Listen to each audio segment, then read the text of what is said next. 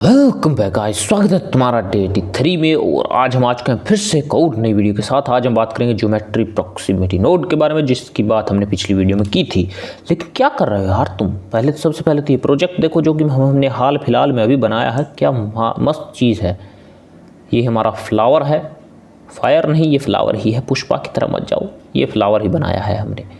बहुत ही मस्त इफेक्ट है। अगर तुम ये सीखना चाहते हो तो तुम्हें हमारी सीरीज़ को पूरा देखना पड़ेगा। लेकिन तुम कर क्या रहे हो? मेरे व्यू बहुत ही कम हो चुके हैं, तो ऐसा बिल्कुल मत करो। मुझे दुख होता है, मैं सीरियसली बोल रहा हूँ। और वैसे सभी को हैप्पी होली। और थोड़ा बहुत शोर आ सकता है तो उसकी चिंता मत करना। मैं बहुत ज़्यादा तेज़ बोलूँगा तो मैं कोशिश करूँगा कि वो शोर कैंसिल आउट हो जाए, बट खैर कुछ नहीं कर सकते आज। और वैसे सभी को हैप्पी होली। कमेंट में जाकर ये तो लिख ही दो, थोड़ी रीच बढ़ जाए। और वैसे वीडियो को देख क्यों नहीं रहे हो, मुझे ये भी बताओ। शिकायत है तुमसे, वीडियो को पूरा देखा करो। क्या तुम्हें इंटरेस्ट नहीं है? हम तुम्हें सभी चीज़ें प्रोवाइड करते हैं, लेकिन तुम दूसरों के चैनल में जाकर मुंह मार रहे हो। ये अच्छी बात नहीं है। घर की बात है इसलिए अंदर तक रख रहे हैं, नहीं तो पूरे लोगों को बता सकते थे। तो अच्छा होगा तुम वीडियो को पूरा देखा करो। और इसकी फ़ाइल मैं तुम्हें दूंगा, लेकिन सबसे पहले मैं तुम्हें बताऊंगा कि ये जो फ्लावर है ये हमने कैसे बनाया है। और इसकी जो फ़ाइल है वो भी मैं तुम्हें बाद में दे दूंगा, लेकिन आज हम इसके बारे में बात नहीं करने वाले। आज हम बात करेंगे इसे मैं डोंट सेव कर देता हूँ और यहाँ पर चलते हैं। आज हम बात करेंगे जो है प्रॉक्सिमिटी नोड के बारे में। हमने एक प्लेन ले लिया है जिसे कि मैंने स्केल कर लिया था। S प्रेस किया, 10 प्रेस किया और स्केल कर लिया। मैं यहाँ पर जाऊँगा और यहाँ पर हमारा शॉर्टकट ये ऑन है। आज एक हमने क्यूब ऐड कर ली जिसे हमने सिर्फ ऊपर किया है और कुछ नहीं किया, और इसे कंट्रोल A प्रेस किया और इसका जो स्केल था उसे अप्लाई कर लिया, जो कि हमारी बेसिक चीज़ है, नॉर्मल।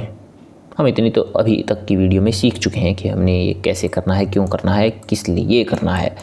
और आज हम जिस नोड के बारे में बात करेंगे वो है ज्योमेट्री प्रॉक्सिमिटी। लेकिन उससे पहले मैं 2-3 शॉर्टकट बता देता हूँ जिससे कि तुम्हें आसानी हो। कंट्रोल प्रेस करोगे और लेफ्ट क्लिक करोगे तो तुम्हारे सामने एक मेन्यू आ जाएगा, जिससे कि तुम कोई भी नोड के ऊपर अगर जो हमने लेफ़्ट क्लिक किया था उसे छोड़ोगे तो तुम्हारे सामने वो नोड आ जाएगा। एक शॉर्टकट ये है कि मान लो तुम्हें इसके ऊपर, जब तुम इसका जो ये नोड है इसे बाहर करोगे तो तुम्हारे सामने एक प्लस का निशान आ जाएगा, तो तुम नोड को सर्च कर सकते हो। और एक बेस्ट तरीका ये भी है कि कंट्रोल प्रेस करो और अब इसको बाहर लेकर आओगे तो तुम्हारे सामने प्लस का ऑप्शन नहीं आएगा, बट तुम्हारे सामने एक जो ऑप्शन मेन्यू खुल जाएगा।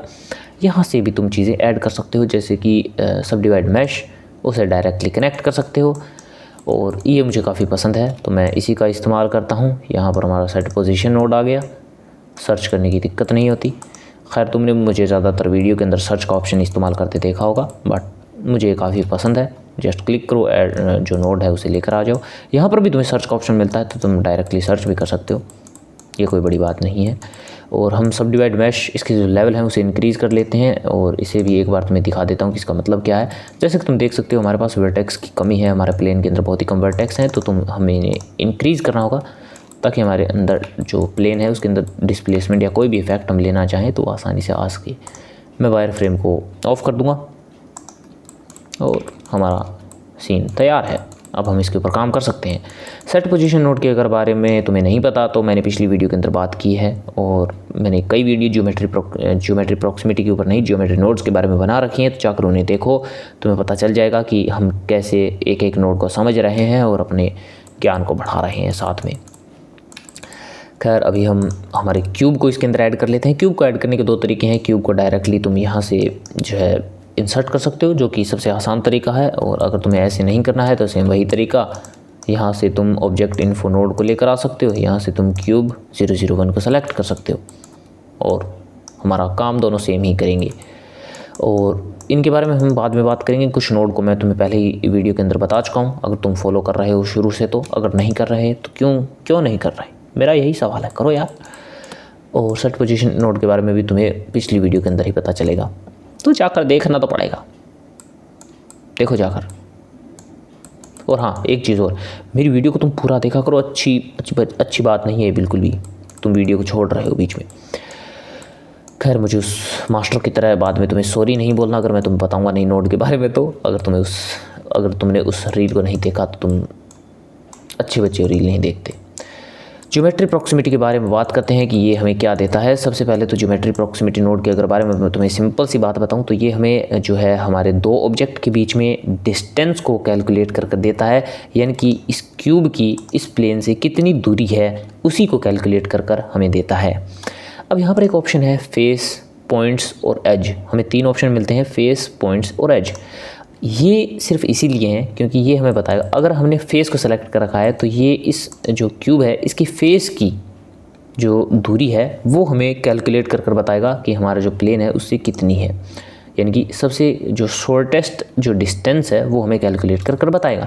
यहाँ पर तुम देख सकते हो कि ये जो नीचे वाला फेस है ये सबसे ज़्यादा क्लोज है इन पॉइंट्स के, तो उसी की शॉर्टेस्ट डिस्टेंस बताएगा हर एक पॉइंट की, यानी कि इसके कॉर्नर के ऊपर जो पॉइंट है उसकी सबसे ज़्यादा क्लोज कौन सा फेस है उसी के हिसाब से ये जो दूरी है वो बताएगा। और हमारे पास जो यहाँ पर एक ज्योमेट्री का इनपुट है, तो यहाँ पर हम वो ज्योमेट्री जो है कनेक्ट करेंगे जिस ज्योमेट्री से हमें डिस्टेंस को कैलकुलेट करना है। यहाँ पर हमारे पास क्यूब है जिसे हमें डिस्टेंस कैलकुलेट करनी है हमारे इफ़ेक्ट के लिए। यहाँ पर हमारे पास कुछ आउटपुट है जो कि है पोजीशन, डिस्टेंस और इज़ वैलिड। जैसे कि तुम देख सकते हो पोजीशन एक वेक्टर है, डिस्टेंस एक फ्लोट है और इज़ वैलिड एक बुलियन है।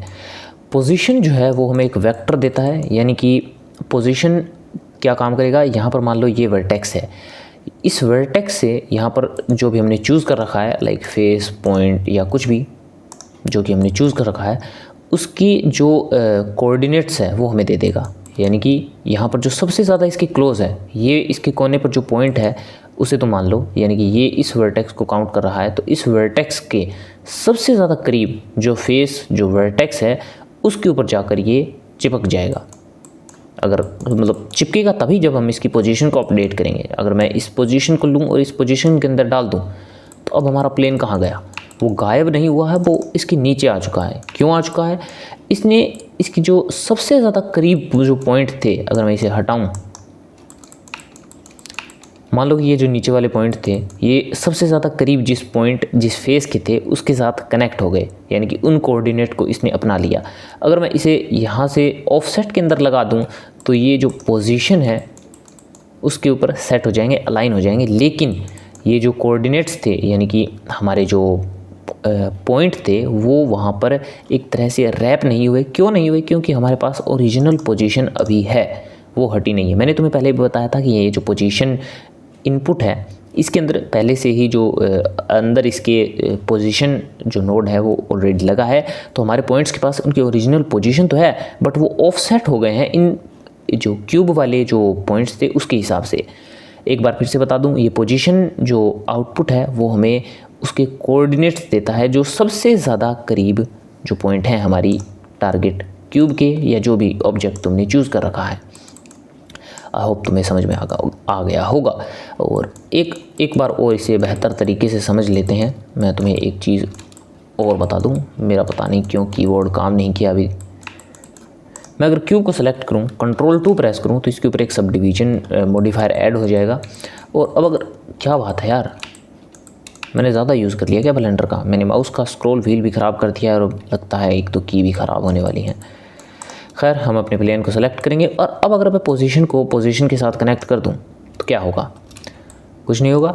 जो सबसे ज़्यादा क्लोज जो पॉइंट थे उसके साथ जाकर वो वर्टेक्स एक तरीके से रैप हो जाएंगे। जैसा कि तुम देख सकते हो, अगर मैं इसे थोड़ा सा नीचे करूं तो जो हमारा यूवी स्फीयर था उसके नीचे वाले पार्ट को इसने मिमिक कर लिया है, एक तरह से उसके अराउंड ये रैप हो गया है। जो सबसे ज़्यादा क्लोजेस्ट पॉइंट था उसके अराउंड ये रैप हो गया है। तो इसे तुम जो है मॉर्फिंग के लिए यूज़ कर सकते हो। खैर इसके बारे में आगे भी बात करेंगे, अगर तुम्हें अभी भी समझ में नहीं आया तो मैं इसके बारे में आगे भी बात करेंगे। खैर ऐसा हो नहीं सकता कि तुम्हें अभी भी समझ में ना आया हो, मैंने बहुत ही अच्छे तरीके से बताया है यार, खुद की तारीफ़ नहीं कर रहा हूँ, बताया है अच्छे तरीके से। अब हम आते हैं डिस्टेंस के ऊपर। डिस्टेंस हमें क्या देता है, डिस्टेंस हमें देता है सबसे शॉर्टेस्ट डिस्टेंस।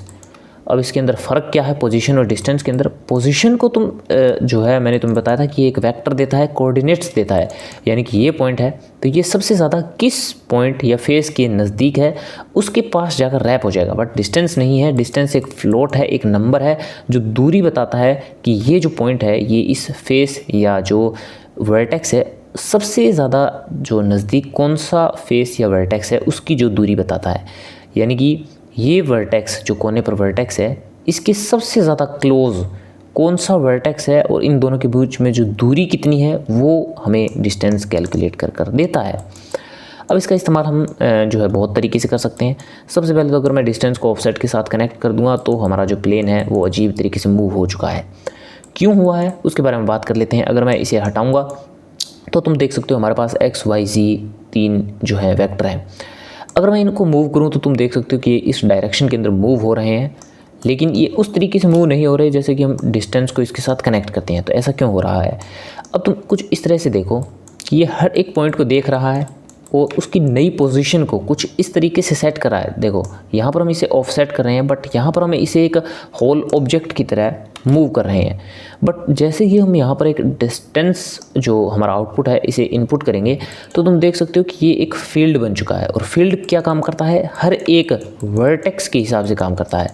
अब ये देखेगा कि सबसे ज़्यादा वैल्यू किसकी है।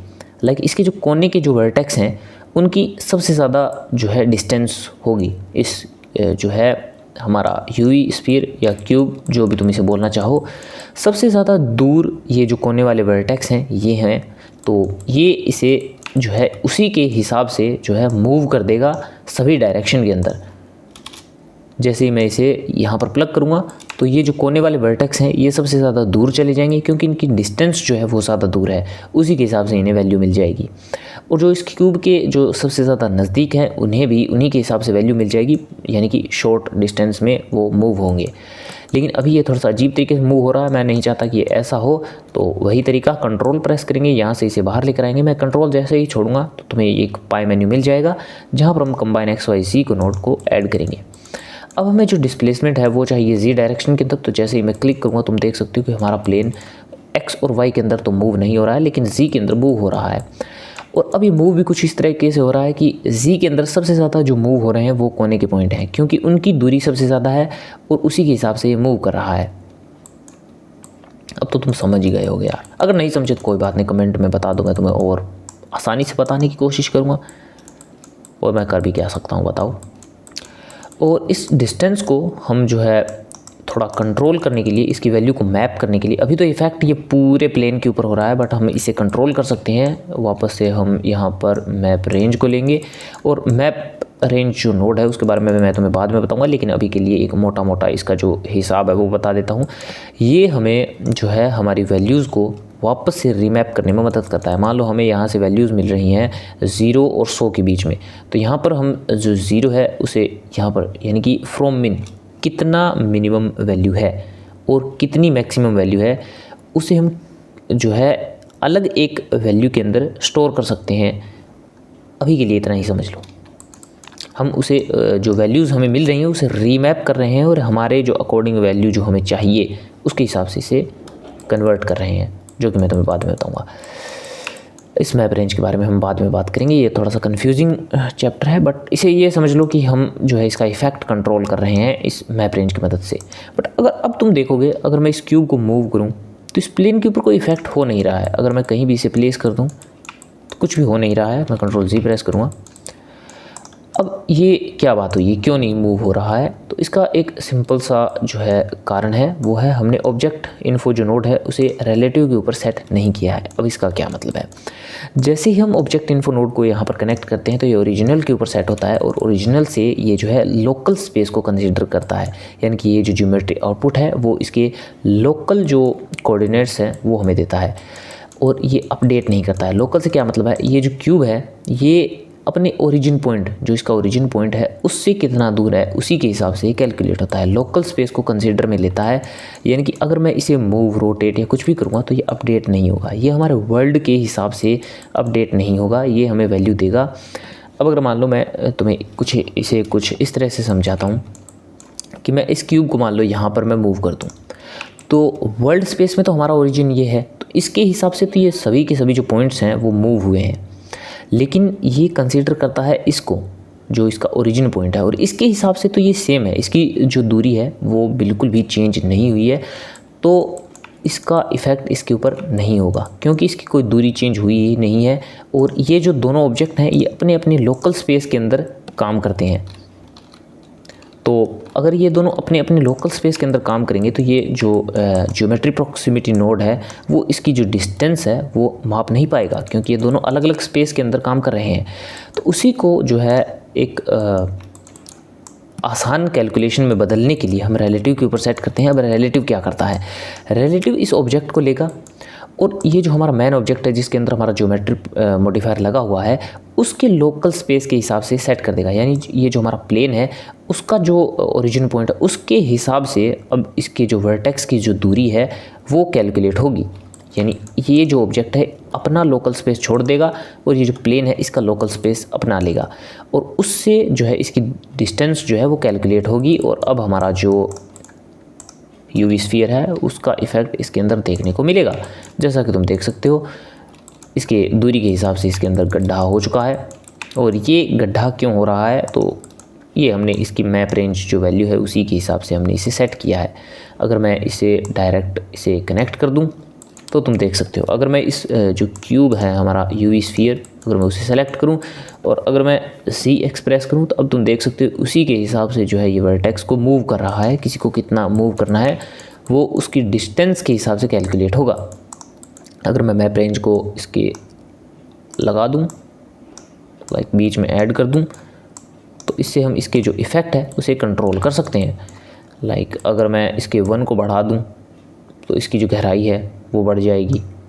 इसका जो 2 मिन है उसे भी मैं कंट्रोल कर सकता हूँ और इसके बारे में हम बाद में बात करेंगे कि वैल्यूज़ को जो है रीमैप कैसे किया जाता है। बट अभी के लिए तुम समझ लो कि इसके इफ़ेक्ट को हम इससे कंट्रोल कर सकते हैं। और यहाँ पर भी जो 2 मैक्स है यानी कि कितना एरिया कवर करना है वो तुम देख सकते हो कि कितनी वैल्यूज़ को लेना है या कितना जो इफ़ेक्ट एरिया है रखना है उसी के हिसाब से तुम कंट्रोल कर सकते हो। अभी के लिए तो मैं इसे 1 कर दूंगा और जो इसकी डिफ़ॉल्ट वैल्यू थी उसी के हिसाब से सेट कर देते हैं। यहाँ पर हमारे पास हमने पोजीशन को देख लिया, डिस्टेंस को देख लिया, हमारे पास और भी ऑप्शन है।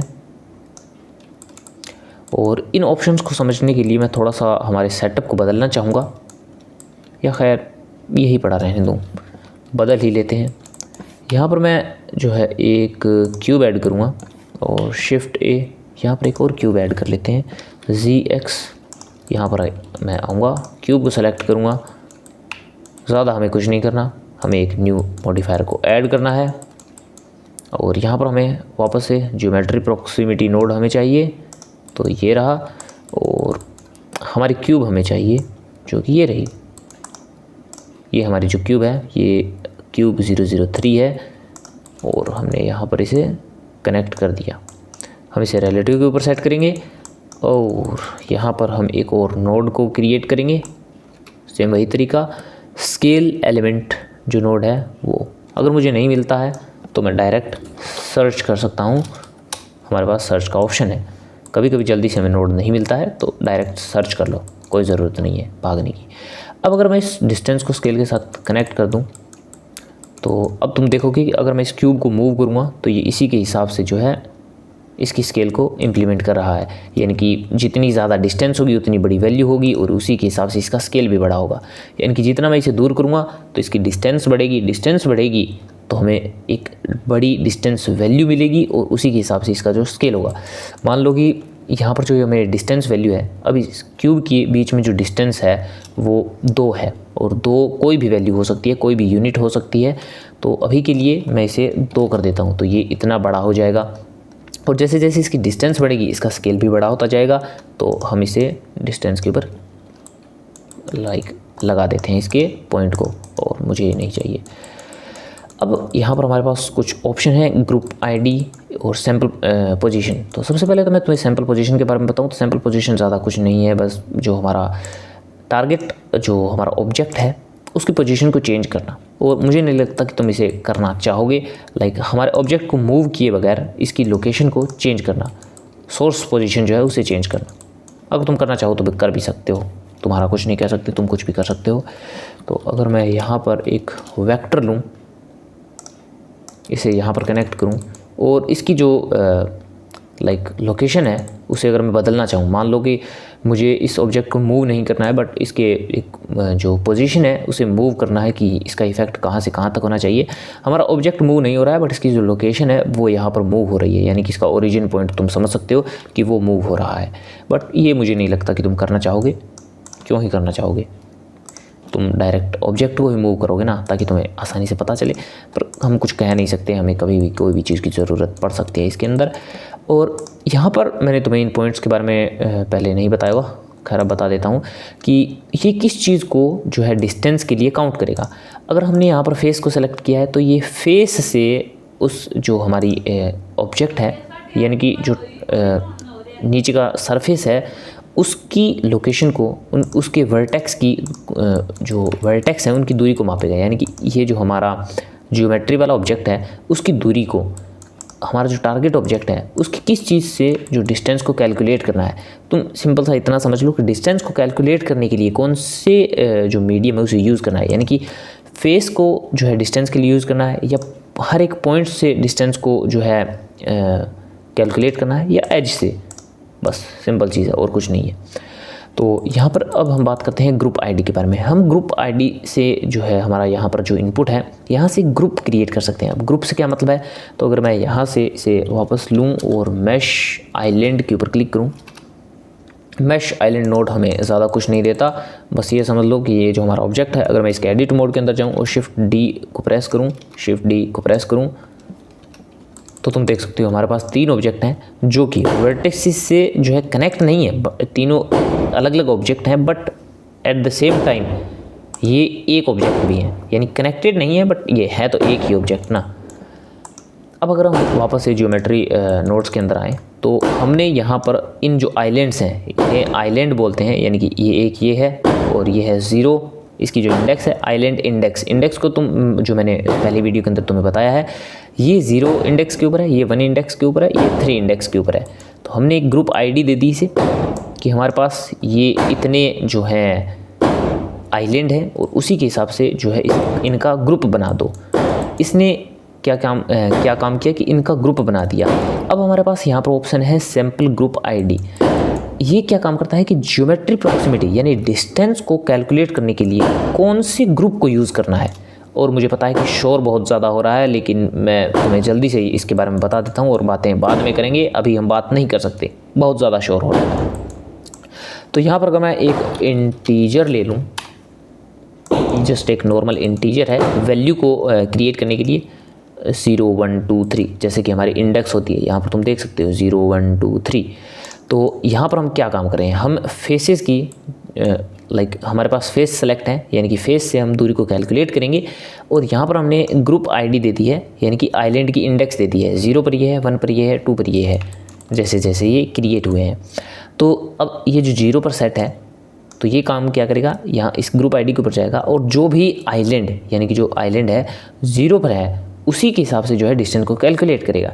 यानी कि अब जो ये ऑब्जेक्ट है ये इस क्यूब की डिस्टेंस या स्केल जो है उसे कंट्रोल करेगा, जैसा कि तुम देख सकते हो। लेकिन अगर मैं इसे 1 के ऊपर सेट कर दूं तो अब जो ये 2 नंबर पर है ये जो ये क्यूब है इसकी स्केल को जो है कंट्रोल करेगा।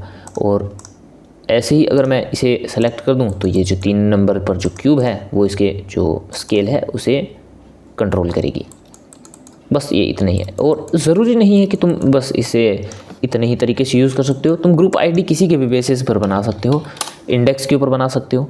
और इंडेक्स को अभी ये देखेगा कि यहाँ पर मैं वापस से वो ही इंटीजर ले लेता हूँ। ये मैंने क्या ले लिया, इंटीजर ले लेता हूँ। तो अब ये काम क्या करेगा कि ये देखेगा इंडेक्स किसकी, यहाँ पर हमने क्या सेलेक्ट कर रखा है, फेस सेलेक्ट कर रखा है। तो फेस हमारे पास कितने हैं, अगर यहाँ पर हम देखें तो फेसेस हमारे पास कितने हैं, 5 हैं। वैसे तो हमारे पास फेस 6 हैं बट यहाँ से 0 से जो है वैल्यू स्टार्ट होती है तो हमारे पास 5 हैं। तो यहाँ पर हम 5 तक जो है कैलकुलेट कर सकते हैं। अगर मैं 5 से ऊपर जाऊँगा तो ये जो क्यूब है ये अजीब बिहेव जो है वो कर सकती है। खैर जैसा कि तुम देख सकते हो ये स्टार्ट कर चुकी है अपना जो अजीब बिहेवियर है। और सॉरी, ये अजीब बिहेवियर स्टार्ट क्यों नहीं कर रही है, अभी तुम देख सकते हो ये बड़ी होती जा रही थी। क्यों होती जा रही थी? क्योंकि हमारे पास जो है अलग अलग क्यूब्स हैं। ये तो मैंने गौर ही नहीं किया। अगर मैं इन्हें डिलीट कर दूं, लाइक एल प्रेस करोगे जिसकी क्यूब के ऊपर, तो तुम उसे सभी को सेलेक्ट करके डिलीट कर सकते थे। और मैं टैब प्रेस करूं तो हमारे पास ज़्यादा जो है कहाँ चली गई स्केल। अब अगर मैं इसे थोड़ा सा कम कर दूं तो तुम देख सकते हो कि हमारे पास जो फेसेस हैं वो कम है। तो अब अगर मैं इसे बड़ा करूँगा तो ये गायब हो गई। यानी कि हमारे पास 5 फेसेस थे। जैसे ही मैंने इसे 6 के ऊपर सेलेक्ट किया, यानी कि 6 इसकी वैल्यू दी, ये इंडेक्स के पास गया और बोला कि जो 6 नंबर पर जो फेस है उसकी वैल्यू 2, पर 6 पर तो हमारा कोई फेस है ही नहीं, हमारे पास फेस है ही 5। तो ये जो है एकदम ज़ीरो हो गया इसका स्केल, क्योंकि हमारे पास कोई एग्जिस्ट ही नहीं कर रहा है 6 नंबर पर या 6 इंडेक्स के ऊपर कोई भी फेस नहीं है। तो हमारी डिस्टेंस उस फेस से कितनी हुई? 0। कैलकुलेट ही नहीं कर पाया तो डिस्टेंस 0 हो गई। और यहाँ पर इज़ वैलिड है, ये हमें तभी जो है ट्रू देगा जब हमारा जो डिस्टेंस है वो कैलकुलेट होगी। अगर अब देखो यहाँ पर मैंने 6 सेलेक्ट कर रखा है, 6 सेलेक्ट कर रखा है, तो हमारे पास 6 नंबर पर या इंडेक्स के ऊपर कोई फेस है ही नहीं। तो अब ये जो डिस्टेंस है वो कैलकुलेट नहीं कर पाएगा, और डिस्टेंस कैलकुलेट नहीं कर पाएगा इसका मतलब वो 0 है। तो यहाँ पर हमने स्केल भी 0 कर दिया, तो ये 0 0 0 के ऊपर सेट हो गया और ये कुछ भी नहीं रहा, ख़त्म हो गया। और यहाँ पर जो इज़ वैलिड है वो हमें फॉल्स देगा अगर हमारी डिस्टेंस कैलकुलेट नहीं हुई तो, और अगर हो गई तो हमें ये ट्रू देगा। और इसका यूज़ होगा स्विच, एक नोड है हमारे पास उसके अंदर, तो वो मैं तुम्हें बताऊंगा अगली वीडियो के अंदर, क्योंकि आज शोर बहुत हो रहा है और मैं वीडियो अच्छे से बना नहीं पा रहा हूँ। और मैंने वीडियो जो है वो कर दी है शेड्यूल, तो इस बार गारंटी है वीडियो जल्दी आएगी, पक्का आएगी, ज़रूर आएगी। तब तक के लिए लाइक करो, चैनल पर नए हो सब्सक्राइब करो, कुछ भी करो, औरों के चैनल पर मुंह मारना बंद करो, हमारे चैनल को सब्सक्राइब करो। मजाक कर रहा हूँ, कहीं भी जाओ, मौज करो।